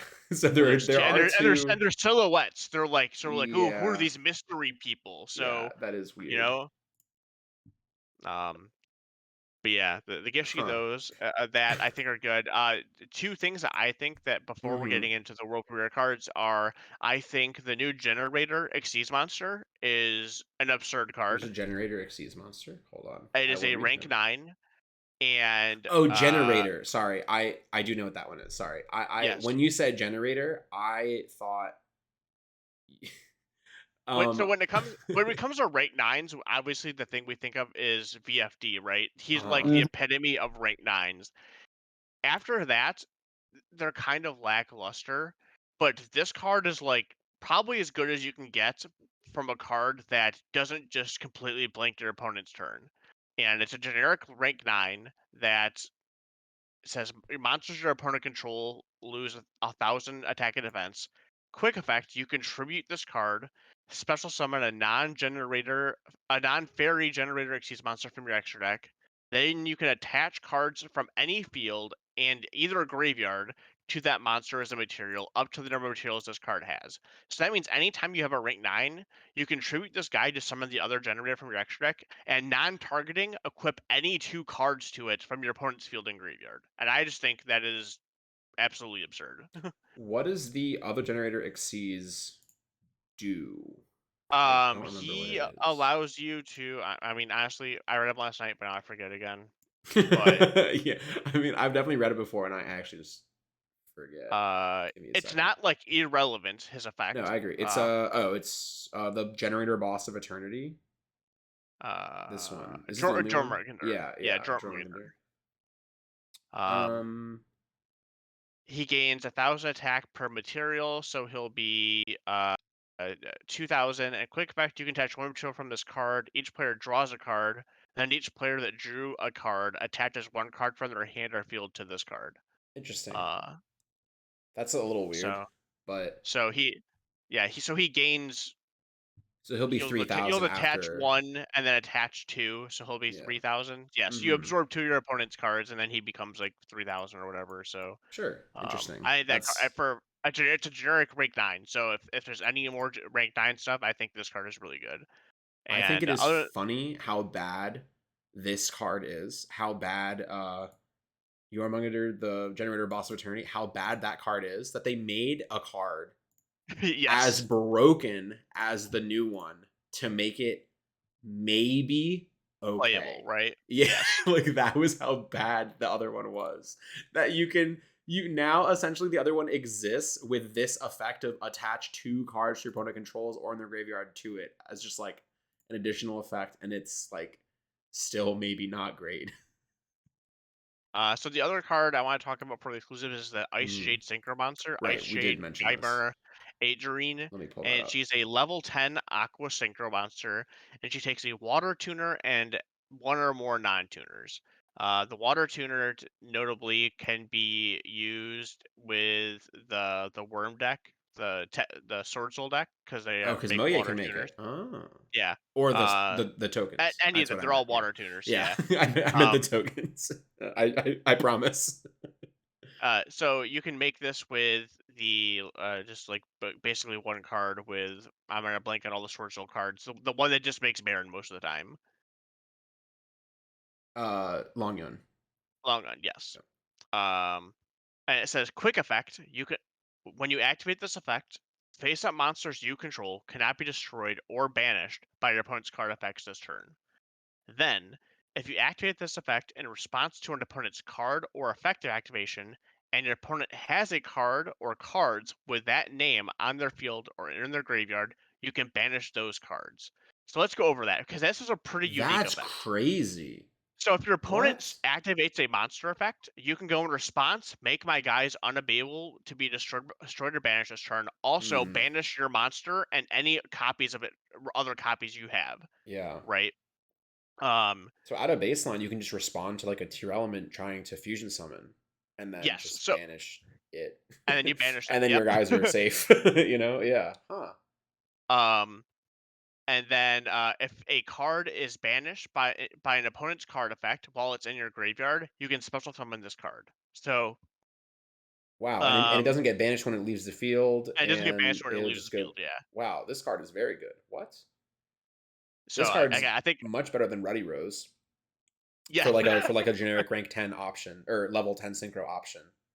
So it like protects all your monsters from being destroyed Yeah. or banished by card effects for the Mm-hmm. turn, and then also is removal from the field and graveyard. And also in their field or in their graveyard. Yeah. So yeah, again, specifically This card's against pretty good. tier, pretty good. Yeah. I think it's very underlooked. This is definitely a card that I think like it is unique enough that it actually can exist in the same space as Baron. Similarly to how Ruddy Rose was like unique enough that like it can exist in the same space as Baron and not be totally unplayable. Like I would say other than Ruddy Rose and this, I'd say like every other possible level 10 synchro is just like strictly worse than Baron. Like Yeah, Baron just does way too much. But it's like those yeah. two, this It's especially, I also think kind does of a like lot. if I can only make one level 10 synchro and I know I'm playing against tier, I think I'm making this one. Yeah, maybe. That's reasonable. I mean, being able to protect your entire field from things like their field spell is also Yeah. negating one of their fusion effects. Hmm. That seems better than just negating one card all around. Yeah. Um, Like if they like form their chain, they have like a bunch of triggers. Maybe you're not actually blocking a fusion summon, but it's like that's not always going to be the case. But anyway, yeah, that card's definitely something that I definitely read that the first time it was ever like shown. And I was like, what a neat card, and then just like filed it away just in the archives. Never thought of it again, and definitely a pretty good one. The Plunder Patrol ship, I also don't want to talk about. I'll just say I read that card. It's fine. yes. You know, I read that card and it's fine. For the Plunder Patrol deck, it's pretty good. Will I ever play Plunder Patrol? No. No. So, you know, there we are. All right, let's finally move on to exclusives. Let's just go through like the lower impact. So the fish Do we guy. want to go through all of them, or just ones we think are like? I mean, I don't think we need to go through all. well, some of them I'll just say their name and say I don't know why they made this. But Yes. Okay. okay, so the fish guy that Bowden mentioned, you can summon it when a water's activated, and then like you can negate something sometimes on your turn by banishing a fish. Yes. Jeff said maybe play this in the Goaty deck, and I'm like, yeah, maybe, probably. It seems like they Sure. wanted to give Goaty more cards, but weren't allowed to call them Goaty. Goaties, so it just made Yes. an Iaruka guy. This is like part of like there's like some lore, like this guy is in other cards, right? Or like similar looking. Well, there's guy. another. There's like Umiruka too, or Umiruka, something. yeah, He's like he's another dolphin like card. and he looks exactly the same, but maybe is a different color. All right. Orphible, the harmonious bullfighter bard. Really weird card. It's like big Blackluster Soldier, envoy of the beginning, like big BLS. It banishes 2 lights and 2 darks from your hand or graveyard. This card is very, very bad. However, if your opponent ever summons it against you, you are dead. Like, you are dead. You have no life points left. If your opponent summons this card, you have no life points left. You know? Sure. If they banish two lights from their graveyard and 2 darks from their hand, and they have a 5,000 guy that can attack twice, you win. You know, like It attacks monsters specifically. Well, I mean, sure. So it has to attack multiple monsters. Probably the best distribution is 1 card from hand and 3 from your graveyard. So it's 4,000 attack 3 monsters. That's probably lethal in any language, I would imagine. Yeah, he's whatever. I don't know why he's an ultra rare. That's bizarre to me. All right, Jeff, now you can just yell about your favorite new man, Diabolantis, the menacing mantis. Yeah, so this card I think we'll definitely be seeing play in the future. It's a generic level 8 synchro. He literally is in the same pose as Chaos Ruler also, I'm pretty sure. Somebody pointed that out, and I'm like, damn, he actually is just...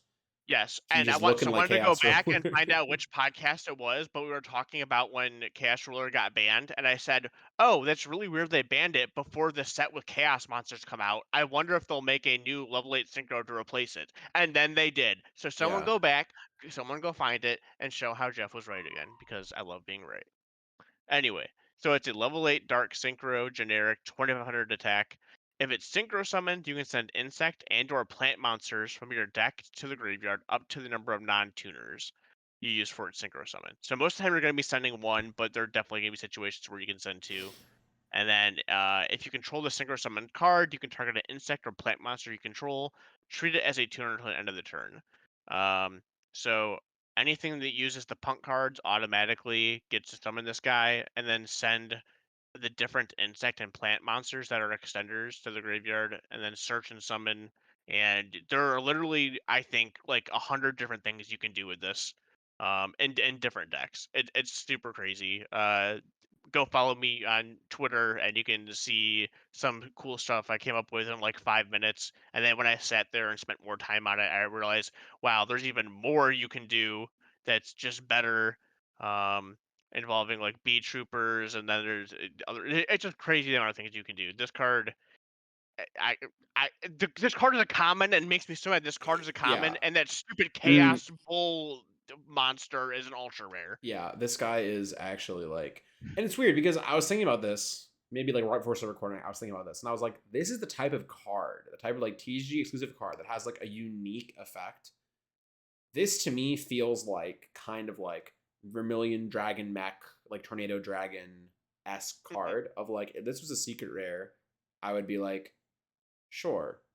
You know? I mean, Garuda was only an ultra, so I don't know. Although I don't think they quite thought how good that card was. I think that card should be a secret rare. I don't think that they quite realized how important that card was going to be in defining the Tearlament deck. But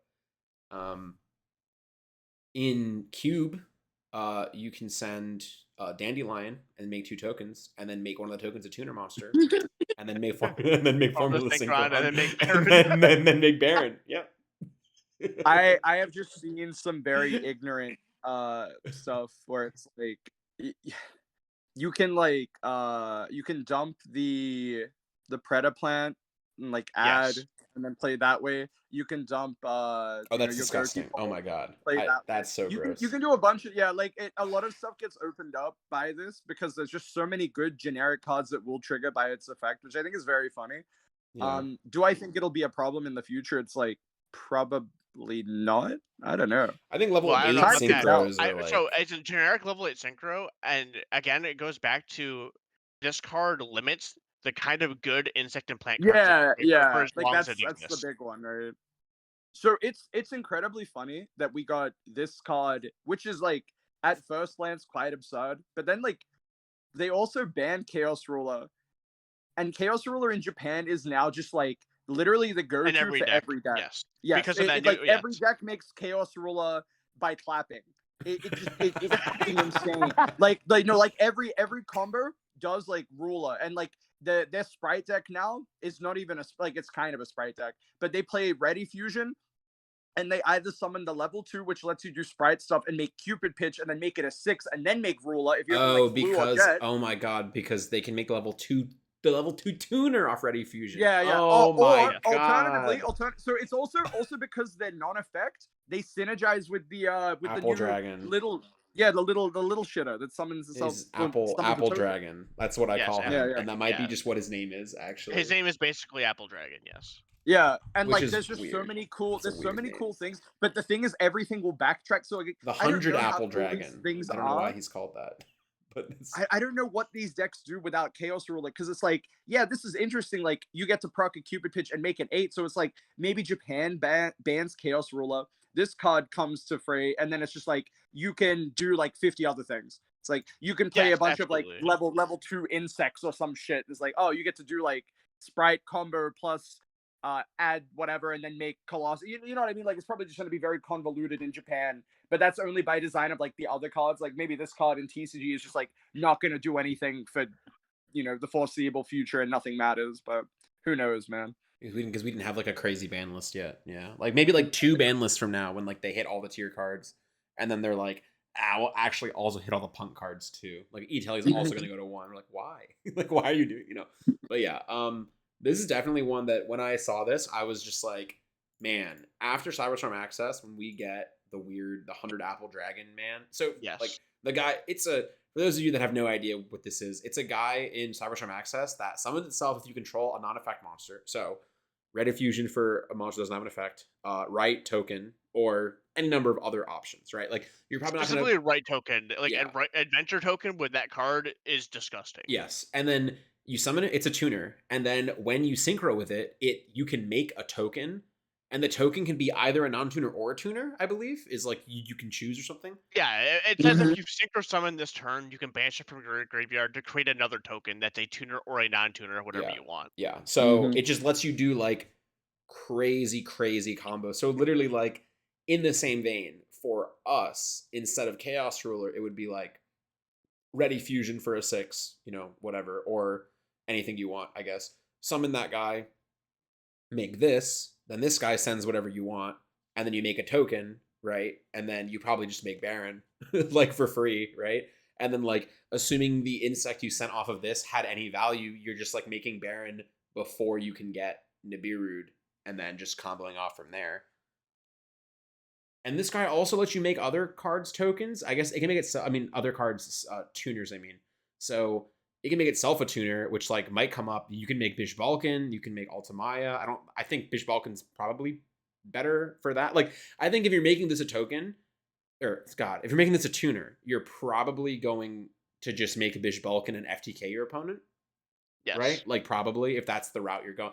You got options. You can just FTK your opponent. Or you can do like we were talking about the Therian guy. I think you mentioned that you can like send the plant Therian with this, and then you make a rank 8 and search the field spell, and then just pop off that way. Yeah, with the punk. Yeah, with punk, you just go send the plant, and then you have 2 level 8s because you have the punk guy you bring back with Deer Note, overlay for Sargus, search for the field spell, search for um with Therion, summon, equip the plant Therion, search, and then with on one card you just get a shit ton of stuff. There's also a Spriggan's rank 8. You can go before that. That doesn't do anything if you're going first, but if you're going second, it pops 2 cards. So It does pop you can cards. just pop 2 cards and then do this. Also, if you've like dropped them or dark ruled them or something, and you just need to like actually clear their field, you can literally like just off E-Telly, pop 2 of their cards, and then do the full Therian thing. And just it's pretty good. And I'm sure there are a million other things you can do with this card that may or may not be great at the moment, just because the decks right now are so strong. But it's like, if we even like very, very recently, like even as recently as like July of last year, like right before Power of the Elements, this card would have seen play.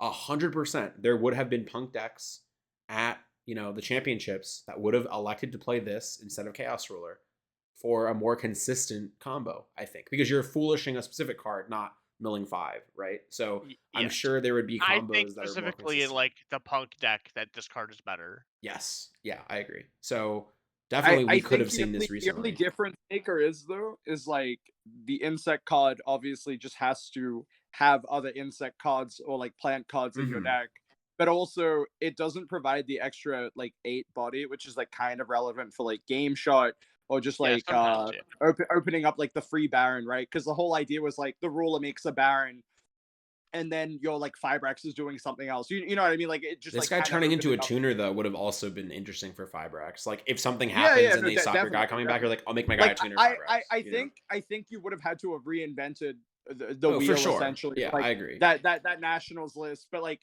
I think maybe you would have just played both. Yeah, And oh it yeah, just would have sure. been Yeah, fine. you probably Yeah, like you no, probably would have played yes. both. Yes, I don't think you Yeah. would have only played this not by Casual at all. You probably would have played Mhm. both. Well, like the combo also just let you make Savage as well on top of roll. It's fine. Like yes. that Nats list was able to make Savage Dragon as well, so you're able to make the plant dude. It's whatever. Hindsight 2020. Yeah. If Hindsight with the card that didn't exist yet. Yeah, pretty we much. should have played the card that didn't exist at Nationals. Oh no, what have we done? Here's my custom card. No. Literally. Exceeds a line. I'm not even gonna read it. I've read it already. don't read It it. does Yes. nothing. So I'm not gonna read it. Made to order mermaid outfit outfitter. That is a crazy name. Insane name. But Also, we can call it Mamu. Moomoo. Mamu. Mamu. Okay, sure. Yes, Mamu. Normal spell. Target 1 card in your opponent's graveyard. Banish it. Then you can add 1 card from your deck to your hand with the same name as that banished card. You can only activate 1 Mamu per turn. Similarly to what I was talking about Thrust, I think this card will never be worse than it is right now because you will activate it and they will go, I will chain my Shizu Shuffler, and you will go, I will concede the duel. However, in any other world where that isn't happening, in a mirror, activating this is insane. And it's a normal spell card. So Yes. in some mirror, you're going to thrust and you're going to add this, and then you're going to activate this, and then you're going to search a monster somehow, because I guess, and we're all just going to look at what's happening and be like, why do these cards exist? The best example I think that you gave was like, imagine this card in a striker mirror going second. Yes. The game is Crazy. over. Banish your Ray, search Ray. Good lord. You're never allowed crazy. to put engage in the graveyard. Yeah, literally. Basically. Just like, Banish wow. or engage, search engage. Okay, cool. Yeah. Banish your anything. Banish your multi-roll, search multi-roll. It's just like anything, Like it's banish anything in your graveyard, search anything. Like it's just so good. It's like this card specifically in a Sky Striker mirror is actually the craziest card, like the actual craziest card. Will we have a mirror like that ever again? Probably. Like eventually. There's another one too. You could also call it if in the like the runic deck, like a runic mirror. Sure, you're just like, I guess I'll target your guy and search one. You're like, yeah, it's pretty good. Unless, I mean, like, yes, yeah, that's also a good one too. And like, for the more like mid range, I don't even think this card's obviously terrible in combo mirrors because Yes, like, you would never use it in a combo dead. mirror. In a mid range mirror, and I define mid range as kind of like maybe like Sword Soul esque. I don't think this card is terrible either. right? In some No, I sort don't of think so like, either. it's like fine. It's maybe I think so if you're, like, looking at, like, the Sword Soul Graveyard going second, I think at that point, if you draw this card, it basically says, "Search your deck for any card." yeah, that's true. I'm Well, it's just search your between deck for any source soul monster usually. any Like yeah, Sword Soul card, yeah, like, card, yeah, yeah, I'm saying, like, yeah, or like a worm or something like that, yeah, like, yeah. if Sure. we're playing the same cards, all of the cards that you use on your turn 1 are probably gonna be in the graveyard, so I'm probably gonna have access to any card in my deck Yeah, to make my hand, like, for to sure. shape my hand how I Yeah, want the it. more I think about it, I probably would have sided this in Sword Soul. You just banish their like Ecclesia from their graveyard. And they're like, oh, sick. You know, banish Branded Fusion from your graveyard. Search Branded Fusion. There Yeah, are a even lot yeah, of there are a lot of yes. decks that I think you can very much like. There are a lot of recent decks you can argue this card being good, whether or not it's the best card. This card, okay. When I thought about it, I was like, I don't like this card. The more I think about it, I think this card promotes like honest gameplay more so than other options, if that makes sense. Like, like I'm not gonna side, like crazy blowout side cards. I'm gonna play my opponent's cards better than they played them. I'm gonna Mhm. take your Branded Fusion and I'm gonna use it better, and I'm gonna outplay you. Like that's what this card kind of like facilitate. For stuff like Striker, it's not even fair. Like I actually think in the Striker mirror specifically, this card is broken. Like actually broken. In It in it anything yeah, faster than you have to hope that Striker, Striker never gets popular yeah, if again. Striker ever gets popular again, this card is like disgusting to play against. Like actually disgusting to play against. But um for anything faster than Striker, like for like your Sword Soul like branded type decks, I think it's like a definitely like a real option. Like your opponent could play this and you could lose to it. But I'm not convinced it's like the absolute The best best thing, thing. yeah.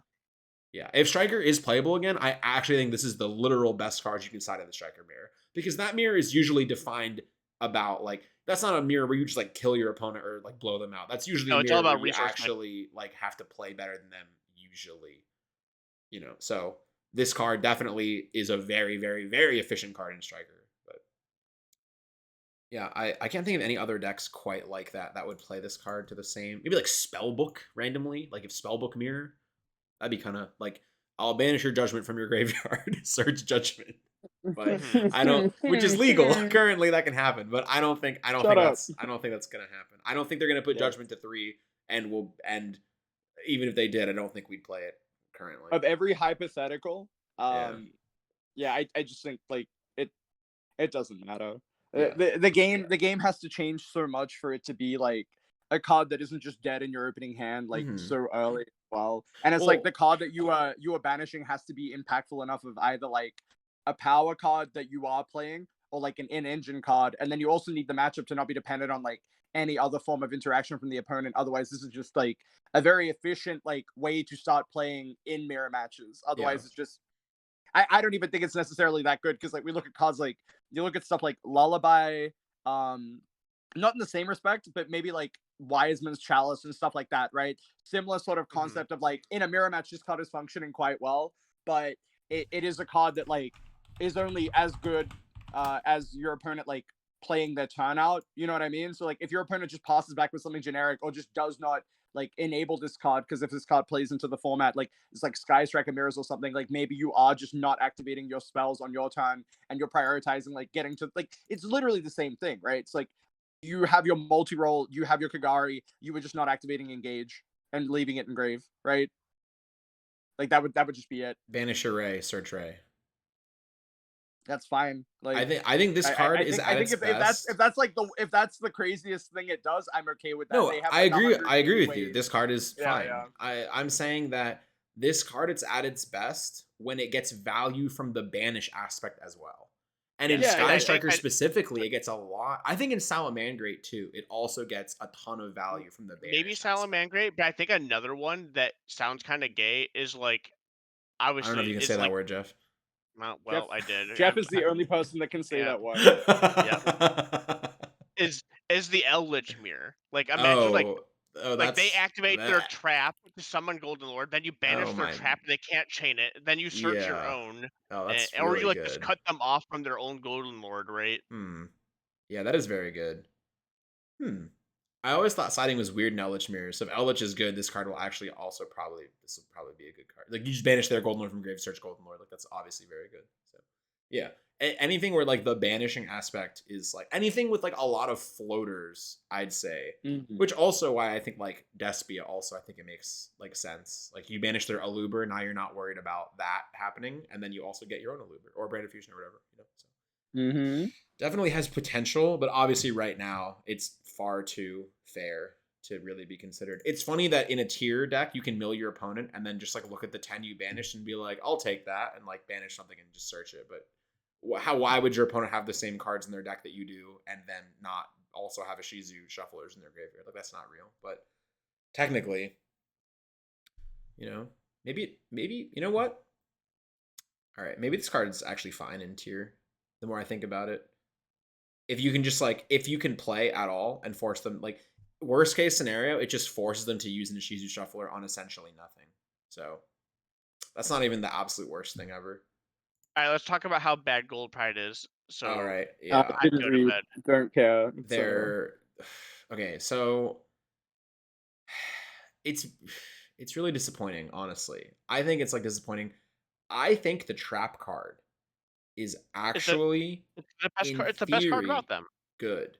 However, the trap card has the same problem that I've had with like all of these cards that I've talked about, which is like the trap card makes you reveal 3 gold prides from your deck. Your opponent randomly picks one and then you summon it, and then you like destroy a monster they summoned. So like it's like bottomless trap hole. Oh, it's trap hole plus Cosmo Tin Can. Really weird. Really weird crossover. Like not what I expected.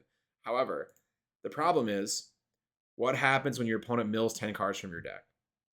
Right? Like then what? You might not even have 3 left. Like what happens when your opponent banishes the top 7 cards of your deck before you play? What happens if you draw one of them? Like if you're playing 3 Gold Pride Leon, right? And your entire combo, like you're playing 3 Leon and 3 Carry and like 3 of the trap. That's not that's not like a non-substantial engine. That's 9 cards. And that's half of the, and that's 3 of the, no, that's 4 of the 3 of the 5, there you go, 3 of the 5 main deck Gold Prides that exist, right? And you're maxing out on all of them in this hypothetical situation. Your combo only starts if you started with Carry. So Carry, you summon, and you search the trap. Then, on your opponent's turn, your trap has to reveal 3 Leon. So if you drew 1 Leon, you no longer have 3 to reveal. So now there's a chance that it won't even do what you want. And then also your opponent might just mill them or banish them or whatever. So if the stars align and you draw specifically Carry and you draw 0 copies of Leon, now your Carry searches Start Your Engine. Start Your Engine will summon Leon. Now Leon will synchro summon with itself and Carry to make the synchro monster. And Star now, Leon. Yeah. So now you've traded your normal summon and presumably your entire turn, because your normal summon was for a trap card, which is so Gold Pride Carry. You've normal summoned it and you've searched a trap and you set it. Maybe you set more traps and you passed. Like I don't know. Like maybe you're playing like a weird trap deck. Like maybe you're playing Eldritch or something. You just set like Sanguine. All that doesn't even really work because then you're locked into zombies. So that doesn't. You actually can't play this in Eldritch. All right, sorry. I don't know what deck you play this in. Some trap deck. Labyrinth, maybe? I don't know. Maybe. No, because doesn't that lock you into fiends from your deck also? Yes, it does. Yeah. Carry's a fiend. Is Leon a fiend? Of course not. It's a warrior. No, they're all different. What deck do you play this in? Okay, so anyways, you've summoned Carry and you've presumably set more mystery cards from your deck that somehow you have. And you set the crowd goes wild. Or no, not oh my god. You set Start Your Engine. So you activate Start Your Engine. You've drawn 0 of your Leons, and your opponent has milled none of your Leons, or banished any of them face down. You summon 3 Leons from your deck, you kill the monster that your opponent summoned. It's destruction also, so not good against a lot of stuff. You make your Synchro. Now your Synchro will pop an opponent's card, I guess. Probably. No, it doesn't do that. No. What does the Synchro do? Wait, what? The Synchro only pops if your life points are lower than your opponent's. Oh my god. Yes. It doesn't do anything. Yes. Okay, so if you've also activated E-Telly and gotten Zayamin. Yes, if you've activated punk cards already. This is every time. Oh my god, this is worse than I thought. I went into this I was prepared to be the Gold Pride apologist, and I cannot think of a way to make these playable. Okay, anyways, so hypothetically, you've activated. Okay, so you activated Upstart Goblin, and you drew Golden Pride Captain Carry. Okay, so that's our combo: is Upstart into Captain Carry. You do all this. I said. Now the Synchro Monster will pop a monster because you've given them 1,000 life points. So now, your Synchro Monster pops something. So now you've popped 2 of their monsters.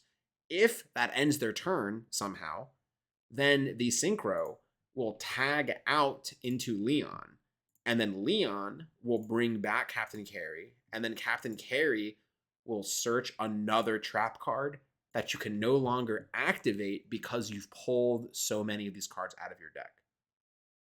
So I don't know what you're meant to do with these. Yes. I really don't. Well, also, really like, don't one get thing we it. talked about is how we're obviously touching on the part of how their lack of monsters make these like this trap card like Oh yeah, almost non-functional. But then there's the secret rare, the crowd goes wild, right? yeah. Which, if we were talking about, if we were to play this deck, we just wouldn't even use this card because the number of good Gold Pride monsters you can use is just so low that this card will be dead and not even really usable. Well, even just if you play every gold, like there are only 9 Gold Pride monsters. Hang on, I'm gonna do some really quick calculations to determine how often you will draw golden. Okay, so if you play all 9 Golden Pride monsters, okay, and you play the spell, so 3 of the spell, and then you have a 40 card deck. Let me give you how often you would draw the spell and it will be dead. Let's see. So this is assuming you drew the spell, right? Because if you don't draw the spell, it doesn't matter how many Golden Prides are in your deck, or like that's irrelevant. So if you draw the spell, it will be dead. Yeah, maybe this isn't as bad as I thought. Hold on. Let me find.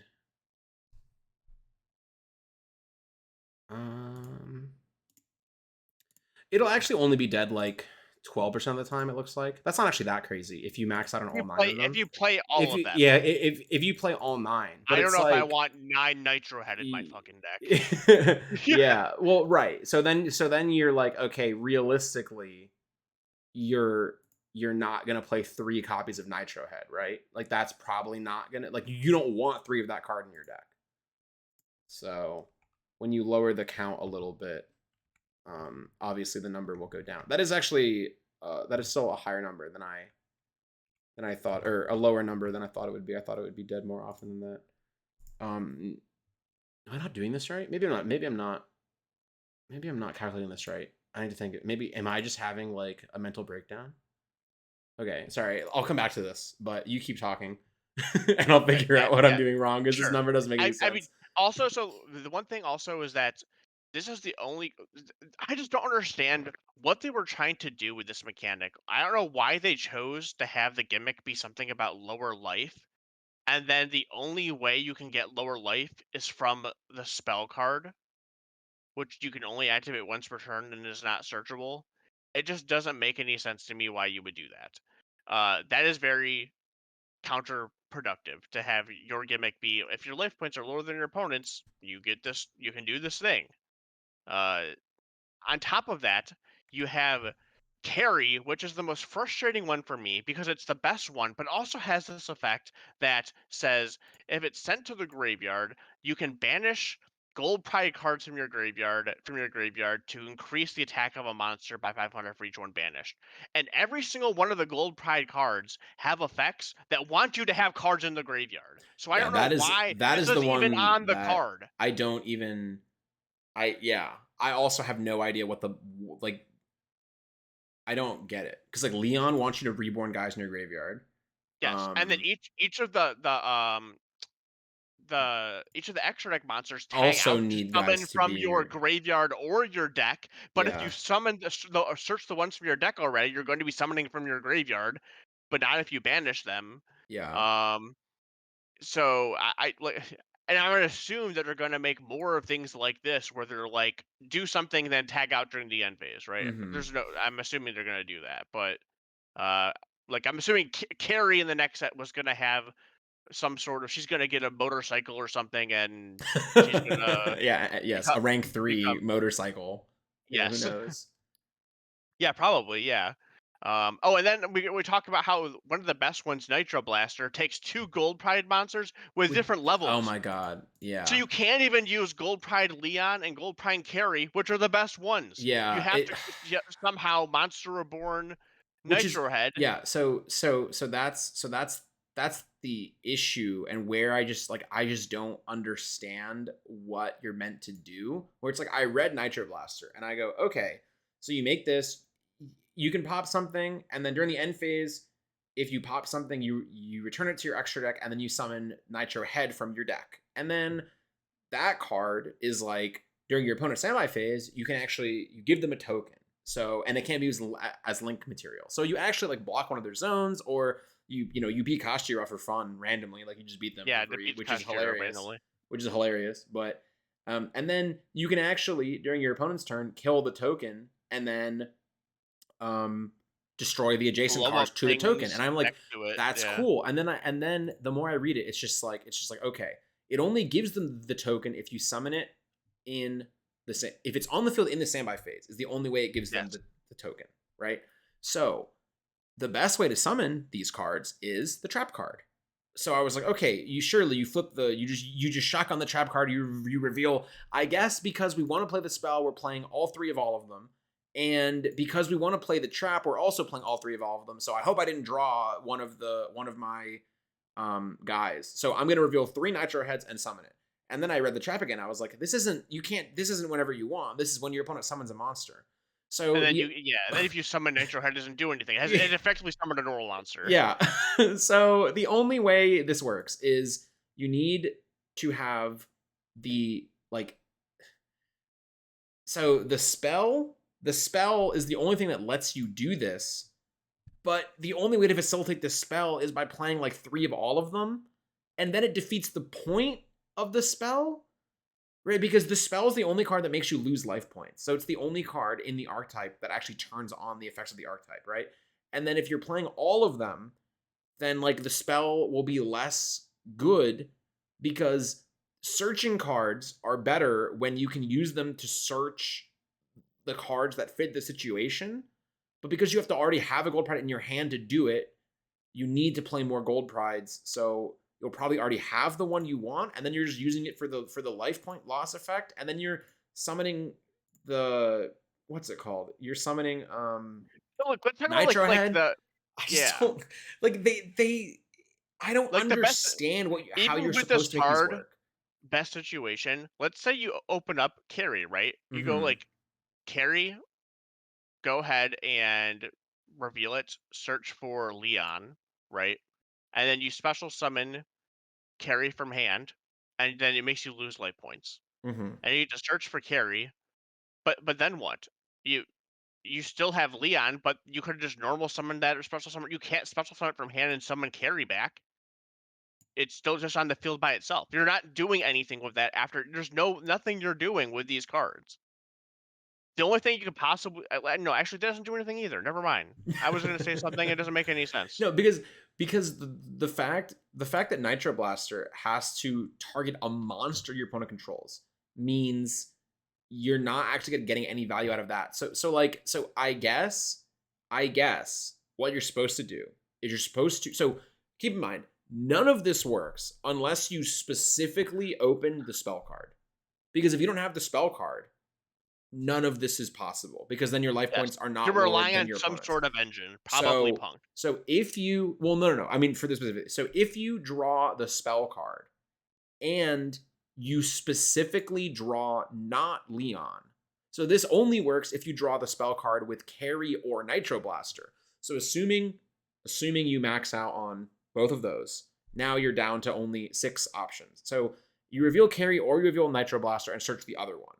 Then you special Carry from your hand, and then you lose life, and now you can special Nitro Blaster from your hand from its Yes. own effect, and then Carry will search the trap card. Now you just pass with Nitro Head in defense mode and Carry on your field, and then you have your trap card set. And like that's the best interaction that you've got. And you're like, the Link monster being not doing anything on your own turn is really bizarre. Well, Like neither of them I do just that. don't. The synchro and That's the true. The link monster synchro are not also doing doesn't. anything on their The turn synchro one. also doesn't do that. So you're really just meant to like just pass with these cards on the field and like not do anything with them. Like I don't know. Another It's thing I want to bitch about is how they just made Goaty, which was a synchro deck that synchros on your opponent's turn, and like none of those locked you into anything. And a yeah, lot of those cards are better than Gold Pride Leon, in my opinion. sure. And this card specifically locks you into Gold Pride for rest of the turn. And guess what? They're all crap. I'd rather summon Goaty monsters than yeah, summon this shit. Give me. yeah. Didn't So read, don't care, plus yeah, ratio, I know. I just etc. like the only thing that really bothers me. Well, not the only thing. Like one of the things that bothers me is like this takes 2 ultras and 2 secrets. And a Starlight. Oh, and it's I mean, yeah, that's true. But I don't know. So like the biggest issue I guess I have with it's not only that they're not like so in this world where you're maxing out on all of the cards. It is functional, I guess, because you have to max out on them for the trap card to be good. You have to max out on them for the spell card to be good. But then you also have to hope you don't draw them because then your trap card, like the trap card is only good if you play 3 and they're all still in your deck. And then also, as I've mentioned, your opponent can just mill you or banish your cards. And then it doesn't matter what you did. It doesn't matter. You could put 7 Leons in your deck. Maybe your opponent will banish 4 of them. Who knows? So it just seems weird to me to make a deck based around like the deck building this deck requires for it to be consistent is you have to max out on basically everything, which in recent times of Yu-Gi-Oh has not been good, right? That's not been what's made archetypes good. I'd say Tier is one of the only decks in recent Yu-Gi-Oh that like it just gets better the more engine is in your deck, and most of the rest of the successful decks in recent years have been like efficient engines that play off of just 1 or 2 cards and then a bunch of defensive cards, right? Like that's generally like I think more like Zodiac, where it's like you play, like X amount of Zodiac monsters that all function by themselves, and then you just play a bunch of like traps.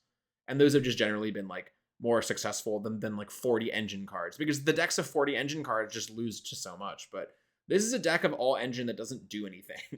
And I just don't quite understand. And it doesn't make sense because it doesn't even do it well against the decks that exist right now. But I don't know. So we spent a I lot of think time the on Gold last Pride. thing It's just not very I good. well, the last thing I want to talk about before we end this, because it Mhm. has been like 2 hours, is Ryan and I mentioned how everyone goes, oh well, they haven't gotten all their cards yet. Wait till the next set. And if you look at every single archetype that have come out for the world premiere cards, the following set, almost always the second wave of cards Is has been worse. strictly worse than the Like original. every time. And every single time people say, not even if the next wave is as good as this, then the deck will be good. And then, or they even say like, as long as the next wave isn't unplayable, this deck will be good. And then we got It, like B Trooper, and it was like they pivoted into like fusions, and I'm like, what is happening? Like if why the are we next pivoting wave into of a gold pride 4 cards like is as good as these cards, the deck is oh unplayable. yeah, no. Also, and in this one, the next wave has to be better than these cards. It has to be, Like every it has to single be card I think better, has to be better. and they have to be different. Like so many of them. So the link needs monsters with different levels. So if they make more level 3s, that makes it easier to make the synchro, but makes it harder to make the link. So you just have 2 conflicting ideas already, right? Of like, I want another level 3 that Leon can summon. Well, no, I don't, because I actually want level 4 that Leon can summon because it can make the link monster. Well, then you also need to make it, a level 7 synchro. It's like if they get a level 7 synchro and a level 4 monster and then like another extra deck card, like I guess maybe that makes it more functional, Like, but I'm I going don't to know. assume that they're going to make a rank 3 monster, A and it's rank going to be 3, carry, and then you're going yeah, to have to go, that and would it's going to be a good going first card, and then you can overlay Leon and carry into a good rank 3 going first, and that will honestly. do something to let you also synchro summon, like maybe. Yeah, I maybe, don't know. yeah. It's bizarre. But I don't think we have anything like the imports. I don't think we need to talk about like too much. I think it's like the only one was like the Apophis of the Swamp Deity, every time we read it, we were like, this would be good in Eldritch. And then we realize it isn't because it's a reptile. So like you can't use it after you've sanguined. And it's also only during the main phase. So you can't use it to negate like evenly and stuff like that. So like it's an interesting card. It's not crazy. Pharaonic Advent, you said you think one day will probably just be problematic, which I can kind of agree. It just searches continuous traps. That's Continuous usually trap not. card, so It's usually not okay. Anything else? I don't really think matters. There's the insect queen butterfly. yeah, that card is pretty decent. Yeah, It's almost it definitely like sets up some good Coelacanth, combos. but for insects. Is what it target up to 3 level 4 lower insects in your graveyard. Change this card's attack to 0, and if you do, summon all of them, but their effects are negated. That kind of makes me feel that's like Coelacanth, like the fish guy. It's like, except obviously deck is a lot better, but it's just like it just reborns all your guys, and you're like, okay, I'm gonna start doing some stuff, and like you contribute some in this with the Beat Trooper like Link monster gives you an extra normal summon, so like sure, whatever. I don't think anything else is like these imports. Oh, I guess the last thing we'll talk about, the very last one, we've somehow avoided Gravekeeper's Inscription. Somehow we've not talked about this yet.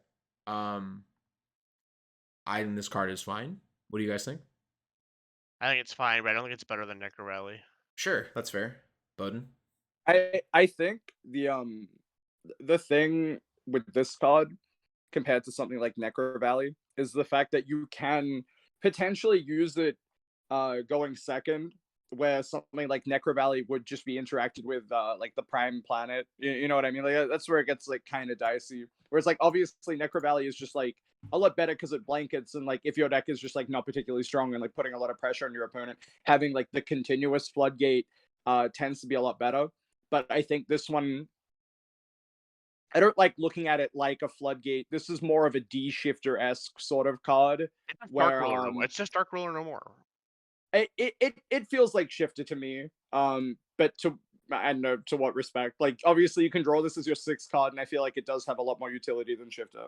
Like Dark Ruler maybe, but I don't know. I don't know. It doesn't feel like in the decks that you're playing it in, it just feels like an additional copy of Shifter going first, and like going second, it's just like weighing whether or not this is good enough like to be in your deck game 1, right? Like if you're playing an ignorant deck, like maybe not, you're not putting a lot of pressure, but maybe in like Kashtira you can justify playing 3 in your main deck and it'll do something. But I think like the planet plus shuffler interaction is like a big thing for a card like Necro Valley.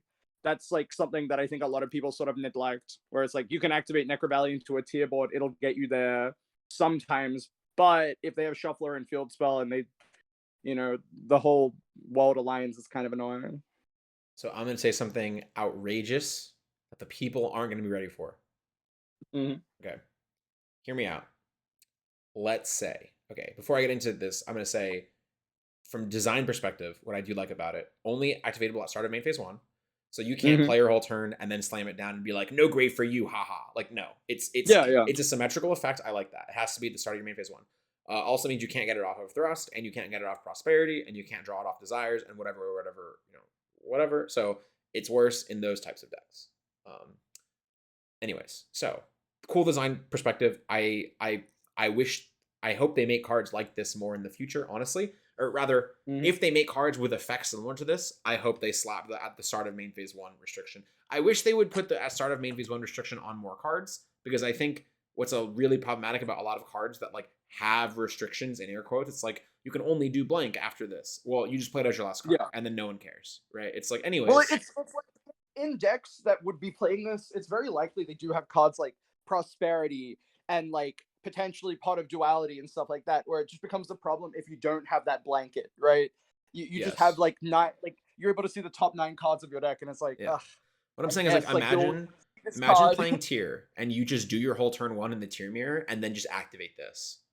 And you're just like, haha, now you can't use a grave on your turn. It's like great. Great. But anyway. Well, I mean, don't they already do that? The Abyss Dweller, yeah. Which yes, but now you can just make something else. Now you can make Baguska and then activate this, and then they have to pass, and then you kill them. Guaranteed every time. So anyways. the take that I think the people are not ready for. Imagine a world. Tier elements everywhere. Very similar to the world that we live in right now. However, you, the brave soul, side this in, going second in the tier element mirror. And at the beginning of your main phase 1, you apply one of the following effects. And the effect that you choose is neither player can banish cards from the graveyard. And now your opponent cannot Bishul you. They cannot use the Ishizu shufflers to stop you. You've presumably already Bishuled them because you probably going second would have Bishuls in your deck along with this. So there's no conflicting aspect for you as far as Bishuls and this go, because if you had Bishuls, you have used them already. And now you just say no banish, and then they have far fewer ways to interact with what you're doing. And then you look at their field and there's an Abyss Dweller looking at you and you go, it was a nice try. And then you concede. But, you know, think about it. In a world where Abyss Dweller is banned and nothing else is different. In a world very similar to our own world, except Abyss Dweller is banned. I'll think about that all night as I lay in bed trying to fall asleep. What? What I just said? Yes, yep. That's exactly what I'll do. I would be furious. What? You'd be furious about what?